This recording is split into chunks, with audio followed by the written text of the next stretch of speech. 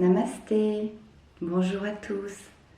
Je suis très heureuse de vous retrouver aujourd'hui pour une deuxième capsule vidéo vous présentant ces 12 clés de l'ascension. Comme je vous en ai parlé donc dans la première, l'ascension étant ce passage, cette élévation des vibrations vers plus de légèreté, vers plus de lumière, à la fois en nous et autour de nous dans le monde. Je reviens brièvement sur la dernière capsule vidéo qui a été interrompue de manière un peu impromptue avant la fin. Donc je vais vous présenter dans cette vidéo la première clé qui est vraiment de revenir au ressenti du corps, d'apprendre à écouter son corps qui ne ment jamais et de revenir par un moyen peut-être un peu plus fantaisiste qui est, comme je vous l'avais présenté dans la proposition, de revenir à soi en écoutant son corps répondre au choix. Quand on se retrouve par rapport à un choix, comment répond notre corps? Comment il nous guide ou nous conseille pour faire le choix le meilleur pour nous dans l'instant précis? C'est important de revenir aussi dans des moments joyeux. Quand on demande ce qui nous fait plaisir, on va vers quelque chose de gai, de léger et de plus joyeux. Bien sûr que quand on visite son corps, surtout quand on est dans la maladie ou dans la souffrance, c'est souvent beaucoup plus difficile à visiter.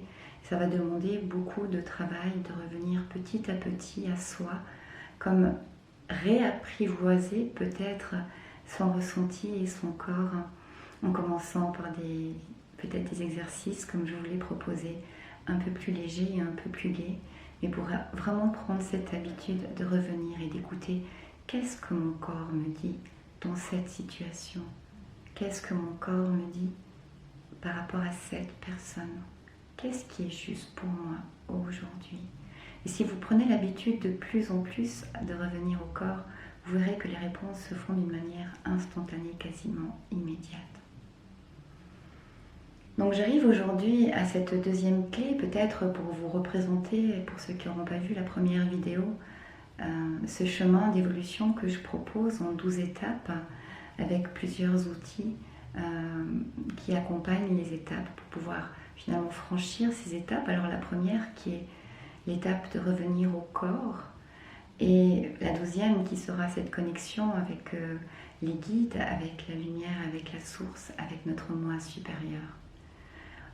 Pourquoi pas commencer directement par la deuxième? Ça paraîtrait plus simple d'être directement connecté aux esprits, à la lumière, et puis finalement d'incarner tout ça dans notre corps et de l'amener de plus en plus jusque dans la terre. C'est ce qu'on fait en général déjà un petit peu.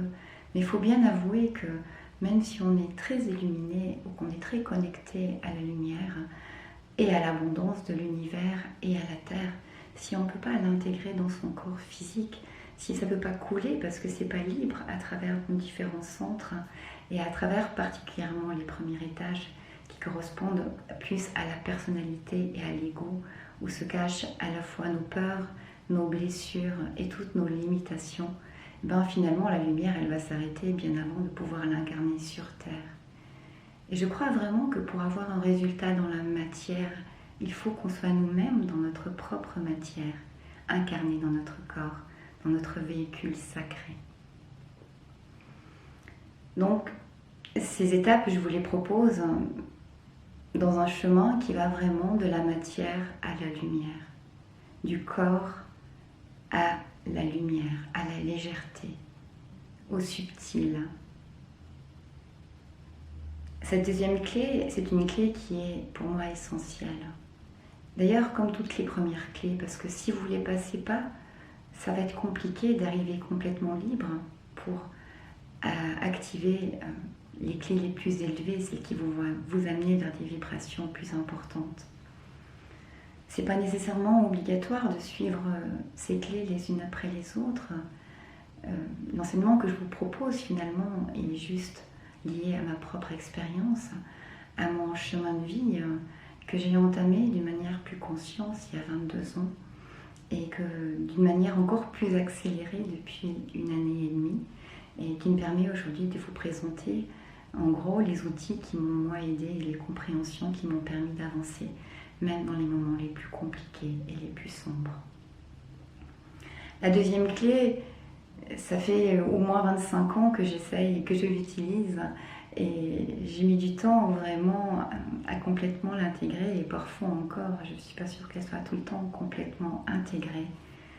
Et c'est une clé pourtant qui est essentielle et qui va nous permettre de reprendre le pouvoir, de ne plus donner le pouvoir à l'extérieur, donc, et le reprendre vraiment pour soi à l'intérieur. Cette clé, elle est à la fois magique, toute simple et pas toujours facile à utiliser.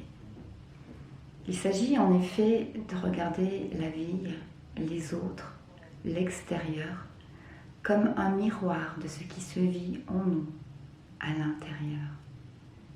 Alors c'est sûr que au début, c'est un peu difficile à avaler pour l'ego. L'ego, lui, qui a forgé sa belle personnalité, qui s'est adapté finalement à ce qu'on attendait de lui dans la société peut-être, dans les milieux où il s'est forgé finalement. Il s'est fait un avis assez tranché du bien et du mal, de ce qui est acceptable ou n'est pas acceptable. Et en fait, il est tout le temps dans cette dualité du bien et du mal. Et pour pouvoir sortir de cette dualité, c'est arrêter de se sentir séparé de l'extérieur, de ce qui se passe autour de moi. La vie est un miroir, pourquoi ? Parce que je juge tout le temps les choses qui sont à l'extérieur de moi, et je suis complètement inconscient qu'en fait, en le faisant, c'est des parts en moi que je juge. Quand on sort un petit peu de la dualité, des défauts ou des qualités, et qu'on vient dans une vision plus énergétique, j'ai envie de vous dire, c'est comme ça en tout cas que moi j'essaye de regarder le monde. Finalement, il n'y a pas de défaut, il n'y a pas de qualité, il n'y a pas oui, il y a que des qualités, il n'y a pas de défaut, mais en fait, il y a des qualités qui ne sont pas équilibrées.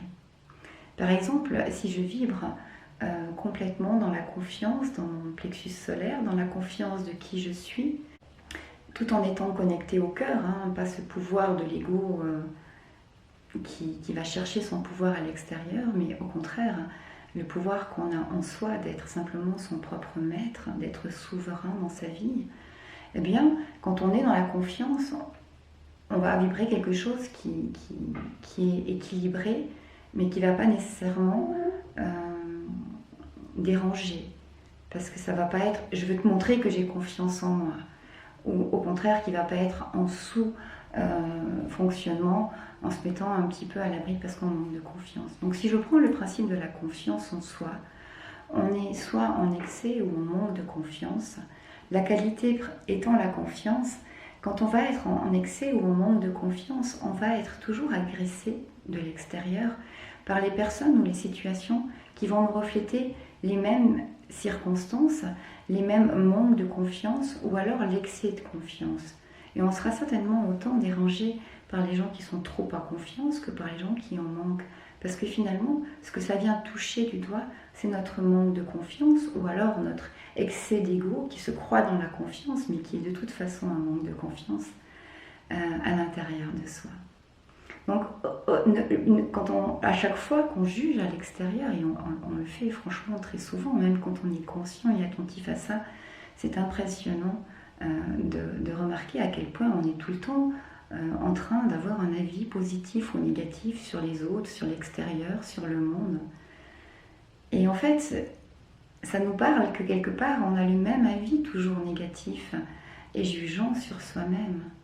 Parce qu'on a beau juger les autres, la personne qu'on juge le plus, c'est soi-même. On est des juges très très très sévères pour soi-même. C'est comme s'il y avait en nous, à l'intérieur de nous, plein de personnages, comme une pièce de théâtre à nous tout seuls, où en fait, la femme qui a envie de s'émanciper, elle va être jugée par peut-être la jeune fille qui pense qu'il faut être sérieux, qu'il faut faire attention, ou par, je sais pas, le côté sévère, un peu très yang, très masculin en nous, cette espèce d'empereur gouvernant qui décide que c'est comme ça qu'il faut faire et pas autrement. Il y a plein d'aspects de nous qui sont en contradiction à l'intérieur. Donc en fait, prendre conscience que quand on juge des choses à l'extérieur, c'est aussi soi-même que l'on juge. Et reprendre le pouvoir, c'est justement arrêter de donner le pouvoir, mon pouvoir, à l'extérieur, mais au contraire m'intéresser à retourner le regard, encore une fois, vers l'intérieur, vers mes ressentis. Quand je suis en colère, bien sûr que si je me mets en colère, il y a bien des chances qu'il y ait une situation où des personnes qui ont provoqué ça chez moi se réveillent de la colère. Mais si je dis que je suis en colère à cause de toi, je te donne le pouvoir de ma colère. Alors que si je retourne les yeux vers moi à l'intérieur, je ne peux que observer ma colère. C'est l'état des lieux, je suis en colère. Et on sait bien que les personnes les plus proches de nous sont souvent les personnes qui sont les plus aptes à nous faire sortir de notre calme. J'ai eu cette expérience particulièrement avec ma fille. Nous avons toutes les deux un caractère très puissant, mais à chaque fois qu'elle a réussi à me faire mettre dans une colère profonde, j'ai toujours pu lui dire que c'était pas de sa faute, que la colère m'appartenait et qu'en fait elle était finalement suffisamment forte et aimante pour moi pour que je lui donne ce pouvoir de réveiller cette colère. Mais qu'en fait c'était pas son pouvoir, que la colère m'appartient et qu'en fait elle me permettait simplement de m'en rendre compte, de réaliser encore toutes ces parts en moi qui sont encore dans la souffrance, qui sont encore dans la colère, qui sont encore dans la réaction, qui ne sont pas encore dans un plein, dans la réalisation pleine de qui je suis, qui sont en train encore de vouloir être quelque chose que je ne suis pas. De la même manière, quand on va envier la vie des autres, on est dans cette situation où on se place soi-même dans l'incapacité d'avoir la même vie ou la même abondance ou la même beauté ou la même quoi que ce soit finalement qu'on puisse envier. Ça nous fait croire que nous on l'a pas, que ça n'existe pas à l'intérieur. Donc quand on est envieux de ce qui se passe chez l'autre, on ne sait pas regarder toutes ces beautés qui existent en nous. Parce que je suis convaincue que la beauté qu'on peut voir à l'extérieur, on ne peut la voir que si elle existe aussi à l'intérieur. Donc, plutôt que d'envier ce qui se passe chez l'autre, comment je peux, moi, cultiver mon jardin intérieur, cultiver mes envies, cultiver mes passions, pour pouvoir finalement irradier du même plaisir de vivre, de la même beauté et du même contentement à ce que la vie me propose d'expérimenter tous les jours. Je reprends le pouvoir. Je ne donne pas le pouvoir aux autres de me rendre heureux ou malheureux. Je ne donne pas le pouvoir à l'autre d'être aimé ou pas aimé. Tout ça, ça existe en moi. Je dois juste réapprendre à faire le plein. Donc, ce deuxième miroir, pour moi, il est essentiel.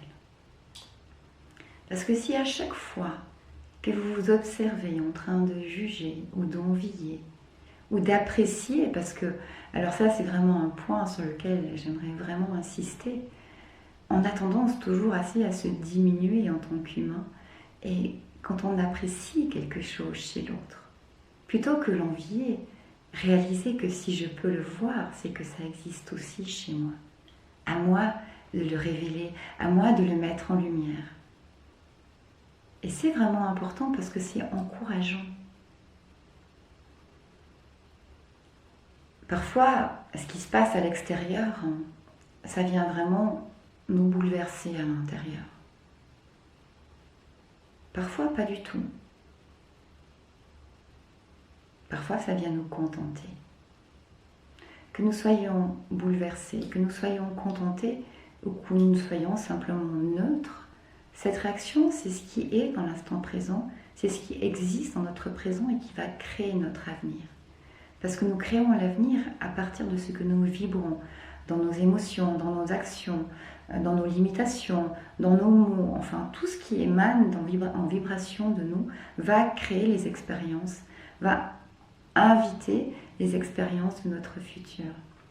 Donc si je reprends le pouvoir, si ce que j'observe dans le miroir, chez les autres, je vais essayer de le comprendre et de l'accepter chez moi, je peux commencer à le guérir.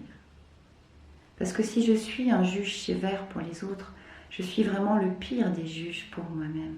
Et on développe des espèces de guerres à l'intérieur entre l'ego, entre les différentes facettes de notre personnalité qui essayent chacune d'avoir un peu leur mot et qui finalement nous empêchent de nous sentir complètement bien et serein à l'intérieur. Qu'est-ce que je juge chez moi ?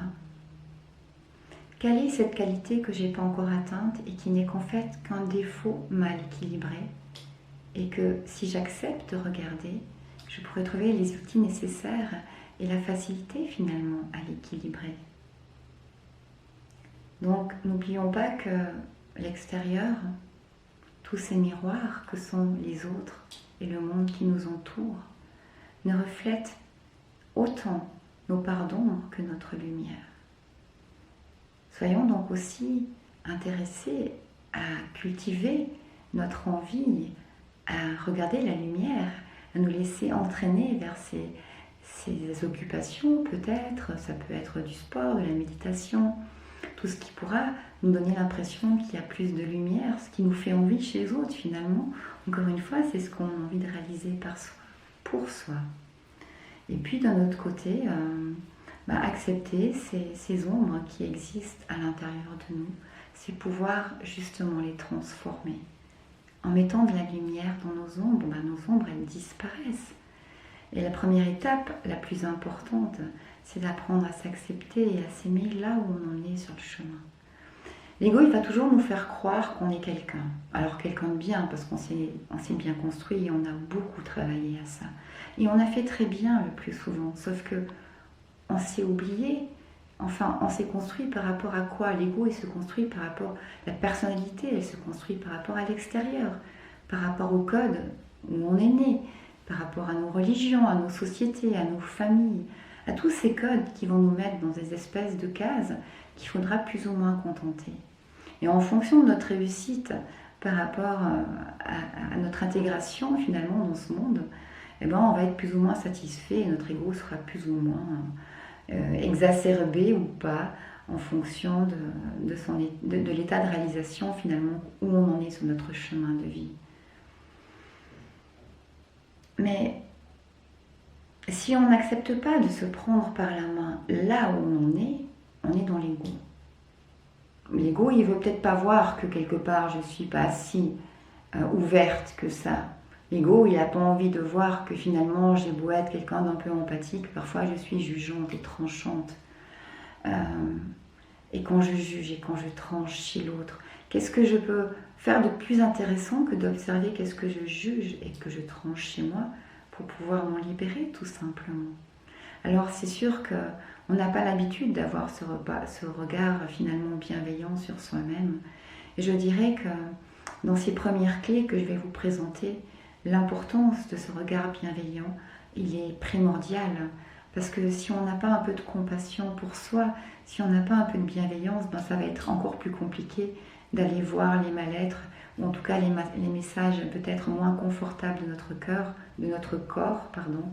Tout comme il sera compliqué d'aller observer ces parties en moi que je juge, cette sévérité que j'ai par rapport à cette non-perfection que je suis. En fait, c'est assez surprenant et même assez comique quelque part. On est sans arrêt à la recherche d'être l'humain le plus performant et le plus parfait possible, alors que à l'intérieur de nous vit la perfection et qu'il nous suffit simplement de nous en souvenir, de nous y reconnecter.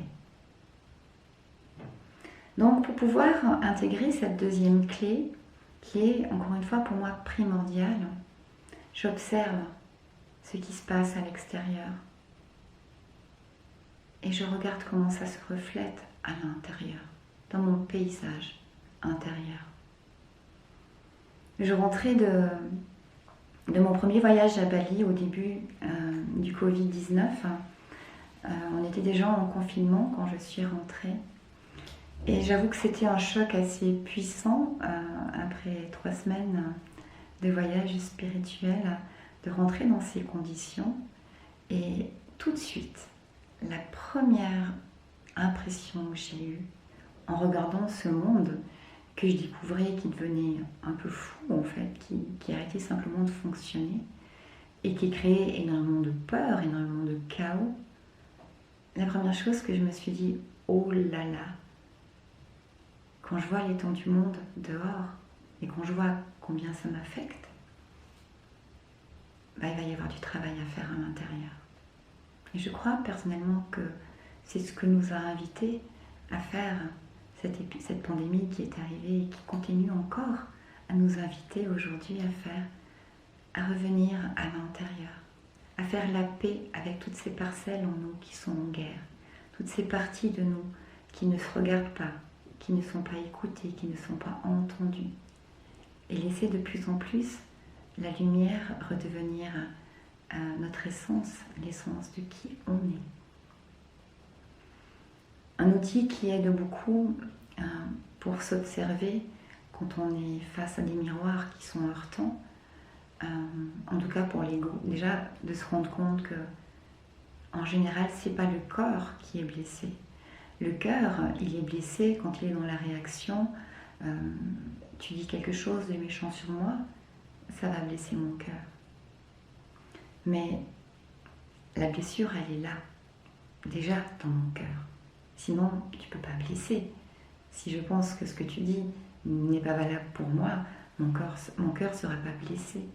Donc en fait, c'est vraiment en revenant à cette blessure et à ces sensations intérieures qu'on n'a pas voulu voir, qu'on n'a pas regardé, et en apportant déjà de l'acceptation à ce qui est, en lâchant un petit peu prise à se vouloir tout contrôler, et en étant vraiment doux avec soi-même, qu'on peut arriver petit à petit à désamorcer ces fonctionnements qui sont surtout des habitudes qui ont été programmées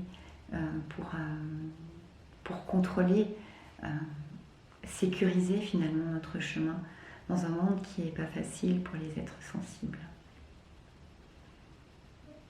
Une façon de faire qui m'a moi aidé beaucoup, c'est de prendre tout ça avec plus de légèreté.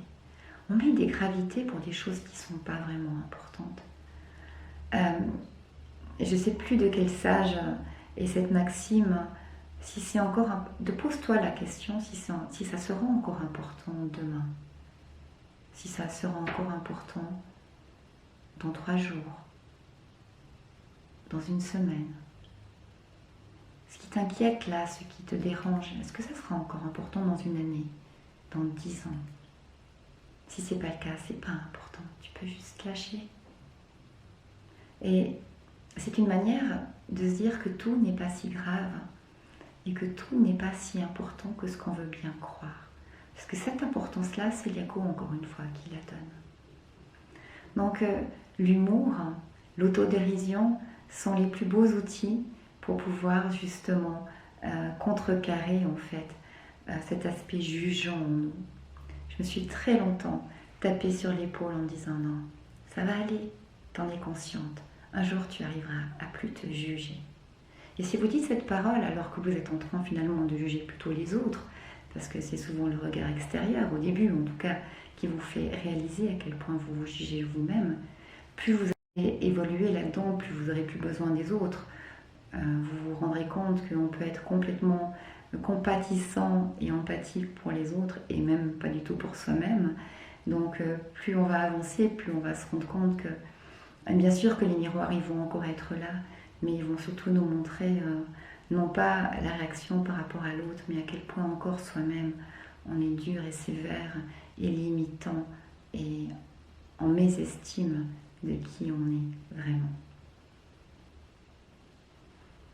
Ces clés que je vous propose pour l'ascension, c'est vraiment un chemin où on se prend par la main, chacun soi-même, mais en même temps où on s'accompagne tous ensemble dans ces périodes qui sont vraiment chaotiques, difficiles, et qui nous invitent vraiment à nous retrouver et à mettre cette force et cette tranquillité à l'intérieur pour pouvoir traverser toute cette période compliquée, chaotique, un peu comme en restant au centre de l'œil du cyclone, en gardant notre calme, notre présence à l'intérieur. Pour pouvoir compléter cette clé, aujourd'hui, je vais vous proposer une méditation qui va vous inviter à se connecter au cœur sacré. Donc, on a une glande qui s'appelle le thymus, qui se trouve vraiment là au centre du sternum et qui, en général, est responsable de l'immunité. Hein. C'est pas non plus tout à fait un hasard, mais enfin voilà, et qui va beaucoup se développer et être utile surtout jusqu'à l'adolescence, et qui a tendance ensuite, quand on n'est plus en phase de croissance, à se diminuer, voire à se cristalliser, à se durcir, et à être en tout cas bien moins, voire plus du tout performante. Mais le thymus, c'est vraiment cette connexion, c'est une glande qui fait partie du système de la glande pinéale et qui est vraiment importante parce qu'elle nous connecte au cœur sacré. C'est dans cet espace du cœur sacré que vous pourrez retrouver le plus facilement cette étincelle de lumière que vous êtes. Là où existe toujours la paix, là où existe toujours l'amour, là où tout est toujours parfait. Et si on peut créer sa vie à partir de ce centre, on crée des choses vraiment très différentes que ce qu'on crée à partir de nos manques, à partir de nos jugements, à partir de nos peurs ou à partir de nos blessures, qui sont toutes en fait conditionnées dans notre ego. Donc je vais mettre la data en dessous de cette vidéo pour ceux qui voudront simplement revenir ou ne faire que cette méditation qui s'appelle vraiment reconnexion au cœur sacré. Je vous invite à prendre un tout petit moment pour vous installer confortablement. Vous pouvez vous mettre dans une position qui vous est confortable, que ce soit assis ou allongé. Soyez donc, comme je vous l'ai expliqué dans la première capsule, à l'écoute de votre corps. Donc, de quoi vous avez envie, là, tout de suite, si vous choisissez de faire cette vidéo. Est-ce que vous voulez être plutôt allongé, vous laisser aller, recevoir, vous sentir cocooné? Faites-le. Allongez-vous sur un canapé, dans votre lit. Prenez une couverture. Mettez-vous à l'aise. Si vous vous endormez, c'est pas grave. Ça ne s'adresse pas au mental de toute façon. La méditation qu'on va faire, elle vient s'adresser à votre corps, à votre énergie, à vos cellules, et elles sauront l'entendre.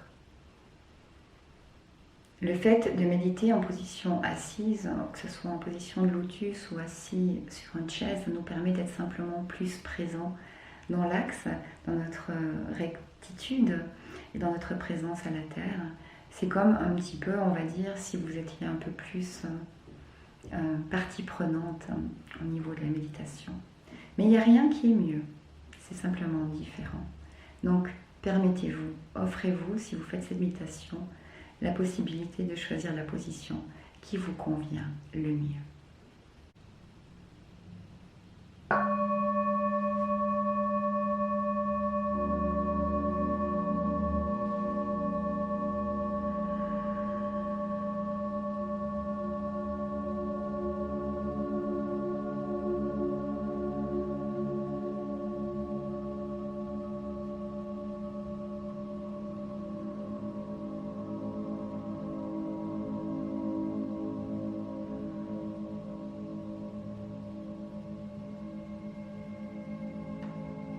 Prenez le temps de faire quelques respirations profondes. Sentez l'air qui rentre, qui pénètre dans vos poumons, comme une énergie fraîche,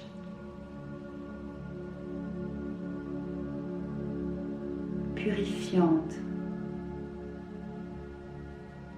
stimulante.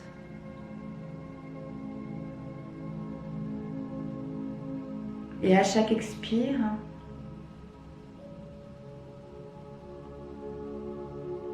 laissez s'évacuer vos tensions,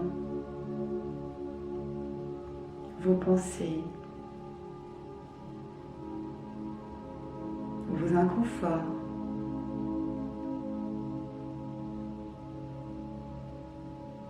tout ce dont vous ne voulez plus, tout simplement.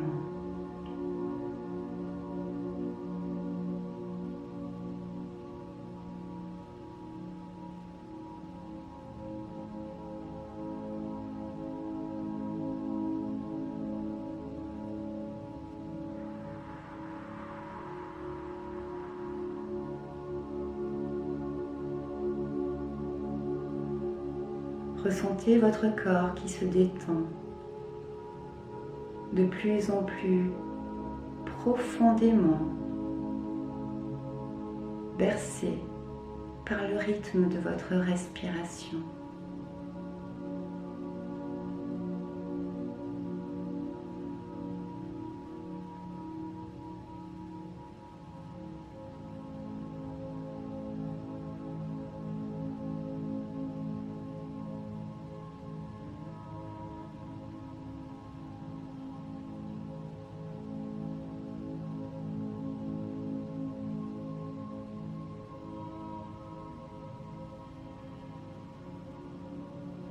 Et je vous invite maintenant à visualiser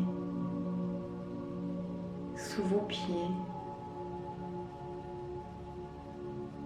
une sphère de lumière.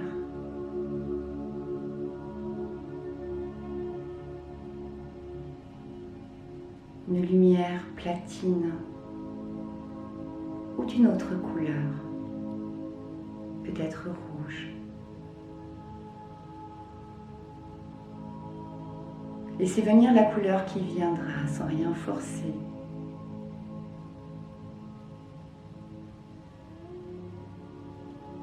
Visualisez simplement la sphère de lumière qui devient de plus en plus grande, de plus en plus brillante.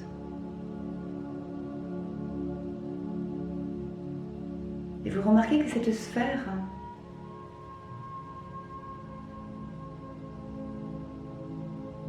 est reliée, connectée, comme par un cordon ombilical.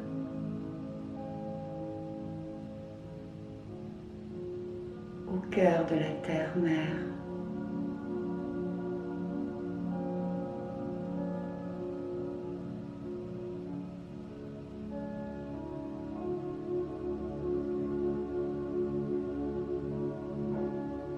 Et de cette sphère de lumière et d'amour, sous vos pieds, voyez ce rayon de lumière qui remonte dans vos jambes,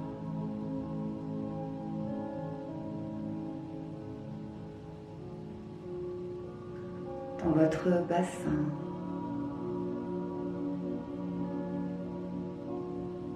jusque dans votre cœur.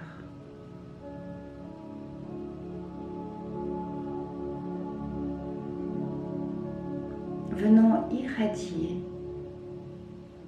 la zone de votre thymus, de votre cœur sacré.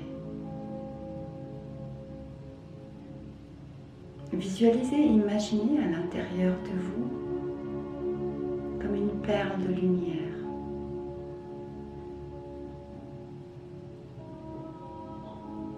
Qui se nourrit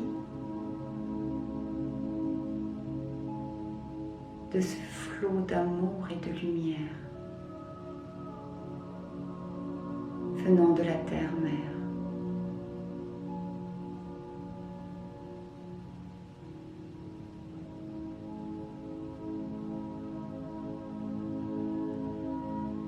Visualisez maintenant une autre sphère de lumière au-dessus de votre tête.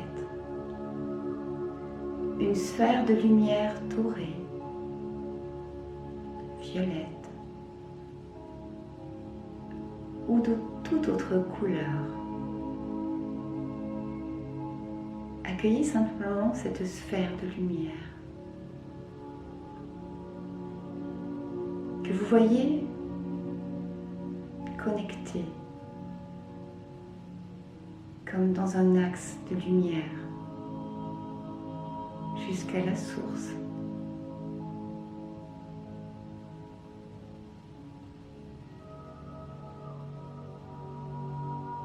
cette sphère de lumière. Voyez comme un petit ruisseau lumineux et doré qui pénètre dans votre chakra coronal au-dessus de votre tête, traverse tout votre crâne et descend jusque dans votre cœur sacré.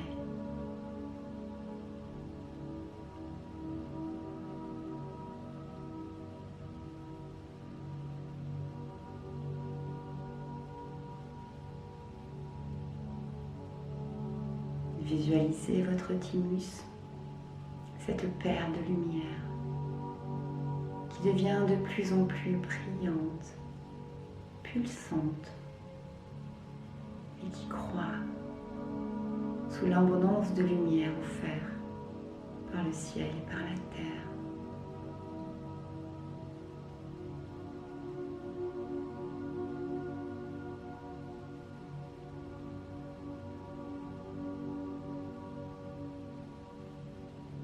Ressentez la lumière que vous êtes.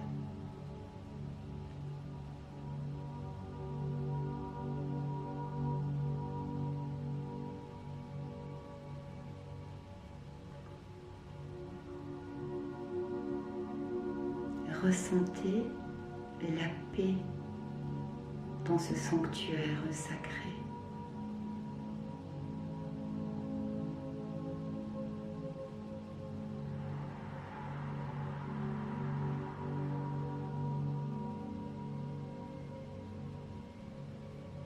Cet espace inviolé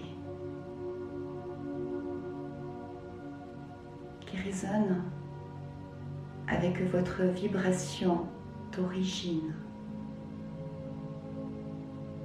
avec votre essence divine.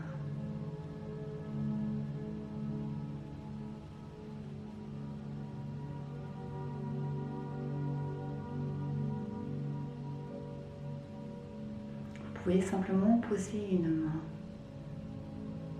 sur votre thymus ou les deux, comme il vous plaira.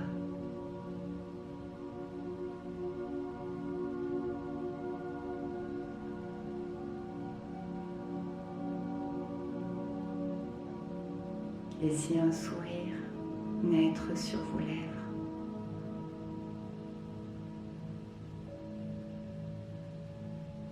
Devant la splendeur de votre lumière.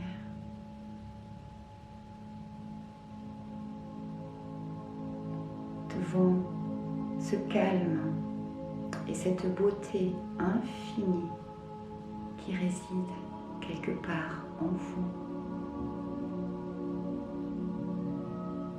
et qui ne demande qu'à croître et s'épanouir dans chacun de vos moments de vie.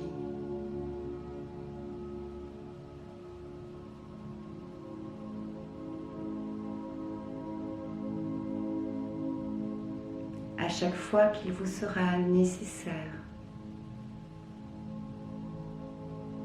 vous êtes invité à revenir dans cet espace sacré, inviolable, qui existe toujours en vous.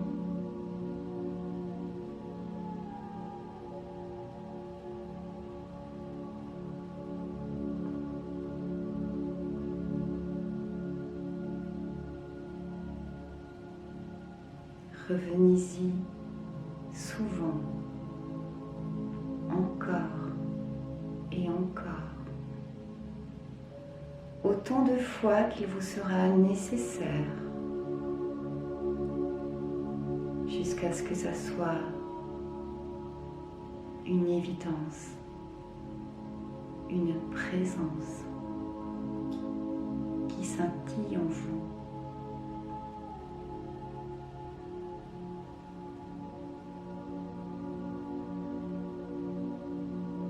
Qui illumine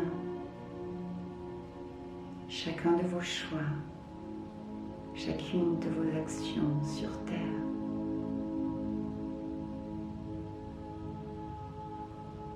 Vous êtes les créateurs de votre vie. n'y a pas d'endroit plus sacré.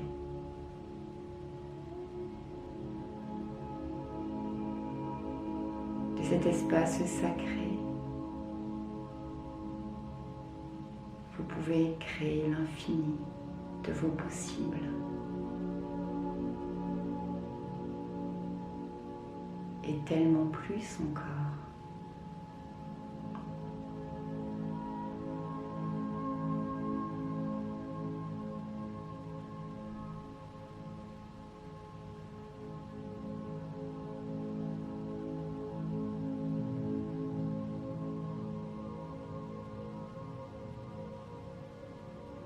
Chaque douleur, chaque difficulté, embûche de votre vie est invitée à se dissoudre dans ce sanctuaire sacré.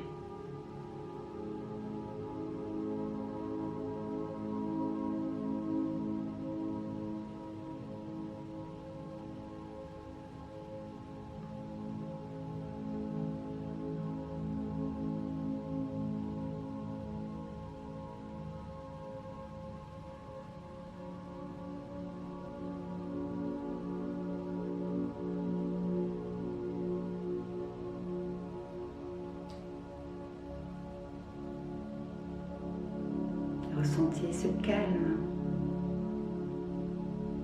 et cette vastitude qui remplissent tout l'espace de votre thorax, tout l'espace de votre poitrine.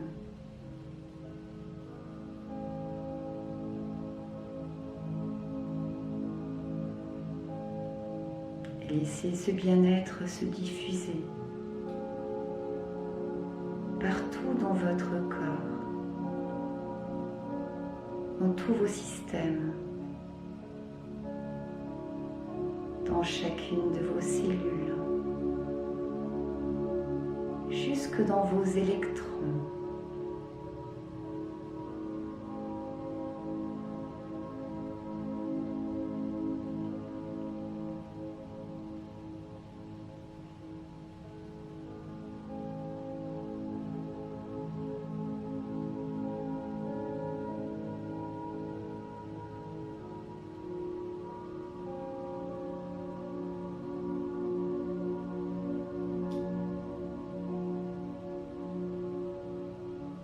Prenez le temps que vous désirez pour rester dans ce silence et dans cette présence intérieure.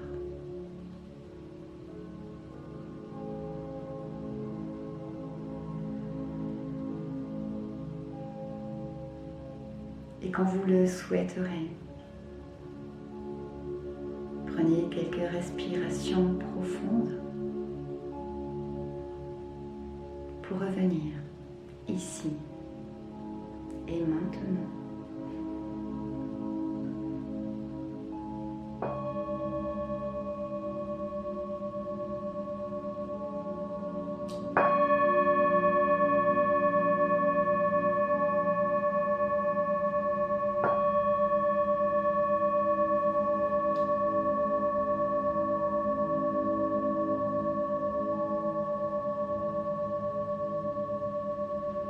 Merci de votre présence, de votre écoute.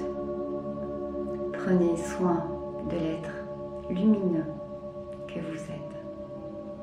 À bientôt. Namaste.